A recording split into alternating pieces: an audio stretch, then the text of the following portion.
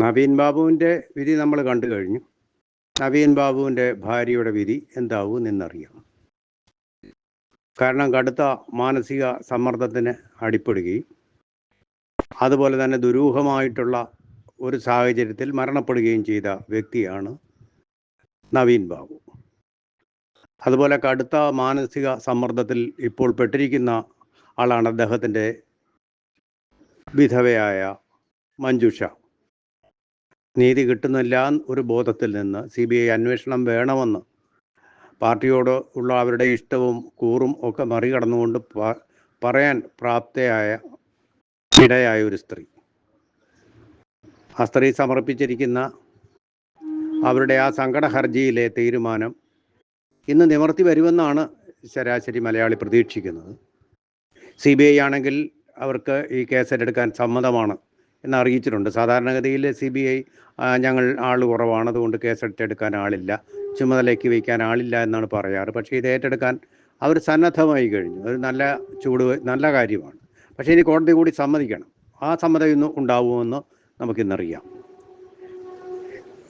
ഒരുപാട് ദുരൂഹതകൾ നിറഞ്ഞ് ഇനിയും മറുപടി പറയാത്ത ഒരുപാട് ചോദ്യചിഹ്നങ്ങൾ അവശേഷിപ്പിച്ചുകൊണ്ടാണ് നവീൻ ബാബു അന്ത്യയാത്രയായത് എന്നുള്ളത് പലവട്ടം നമ്മൾ ആവർത്തിച്ചു കഴിഞ്ഞു. എല്ലാം ദുരൂഹമായിരിക്കുന്നു. വസ്ത്രത്തിൽ കണ്ട ചോരക്കറ, കയറിൻ്റെ കനക്കുറവ്, ഒറ്റയ്ക്ക് പോകാൻ ഇടയായ സാഹചര്യം, പോയ ആളെങ്ങനെ താക്കോൽ കൈവച്ചു, റിലീവ് ചെയ്യപ്പെട്ട ആളെങ്ങനെ ക്വാർട്ടേഴ്സിൻ്റെ താക്കോൽ കയ്യിൽ വയ്ക്കാനിടയായി, വിളിക്കാതെ എന്തിന് ഒരു ജില്ലാ പഞ്ചായത്ത് പ്രസിഡന്റ് വന്നു, MLA പോലെ പ്രോട്ടോക്കോൾ, കളക്ടറേക്കാൾ ഉയർന്ന പ്രോട്ടോക്കോളുള്ള സ്ഥാനമുള്ള പ്രോട്ടോക്കോളിൽ, അതായത് കളക്ടറേക്കാളും ഹയറാർക്കിക്കൽ സ്ഥാനമുള്ള ഒരു ആൾ അവിടെ വിളിക്കാതെ കയറി വന്ന് ഉപാലംബം നടത്തിയിട്ട് പോവുക, തേജോവധം ചെയ്തിട്ട് പോവുക, ഉപദേശങ്ങൾ നൽകുക. പത്തനംതിട്ട പോകുമ്പോൾ എങ്ങനെയായിരിക്കണമെന്ന് തനിക്ക് അധികാരപരിധിയില്ലാത്ത കാര്യങ്ങളിലൊക്കെ ഉപദേശങ്ങൾ നൽകി പോവുക. ഇത് വളരെ അസ്വാഭാവികവും കേരളത്തിൻ്റെ മണ്ണിൽ നടക്കാത്തതും മനുഷ്യത്വത്തിന് നിരക്കാത്തതുമാണ്. എന്നിട്ട് കളക്ടർ വിളിച്ച് പറയുക, എൻ്റെ മുറിയിൽ വന്ന് അദ്ദേഹം ഒരു തെറ്റ് ചെയ്തു എന്ന് പറഞ്ഞു എന്ന്. അപ്പോൾ ദൈവമാണോ കളക്ടർ എന്ന് പറയുന്നത്? ദൈവത്തിൻ്റെ മുമ്പിൽ ചെന്ന് തെറ്റുകുറ്റങ്ങൾ നമ്മൾ നരകത്തിൽ പോകണോ സ്വർഗത്തിൽ പോകണോ എന്ന് തീരുമാനിക്കാൻ വേണ്ടിയിട്ട് അതിന് അധികാരപ്പെട്ട വ്യക്തികളുണ്ടല്ലോ, അവിടെയല്ലേ കുറ്റസമ്മതം നടക്കേണ്ടത്. ഇവിടെ തെറ്റ് പറ്റിയെന്ന് പറയുകയല്ല, തെറ്റ് ചെയ്തിട്ടുണ്ടെങ്കിൽ അദ്ദേഹത്തെ വിളിച്ച് ചോദിക്കുകയല്ലേ ചെയ്യേണ്ടത്. എന്ത് തെറ്റാണെന്ന് വ്യക്തമല്ല. കൈക്കൂലിയാണോ? കൈക്കൂലി കൊടുത്തിട്ടുണ്ടോ എന്ന് ഇപ്പോൾ പ്രശാന്ത് കൊടുത്തു എന്ന് PP ദിവ്യ പറഞ്ഞ ആൾ സമ്മതിക്കുന്നുമില്ല.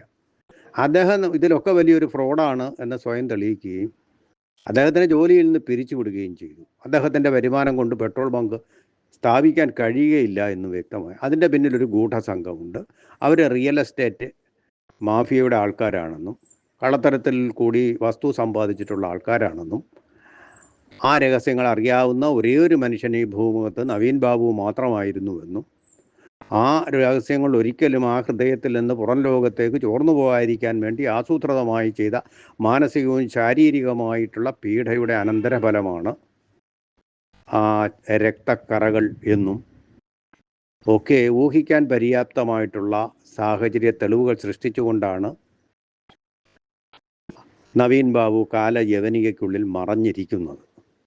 അപ്പോൾ അതുകൊണ്ട് തന്നെ ഇതിൽ കേരള പോലീസ് കളിക്കുന്നത് ഒരു കാവൽ നായയുടെ റോളാണ്.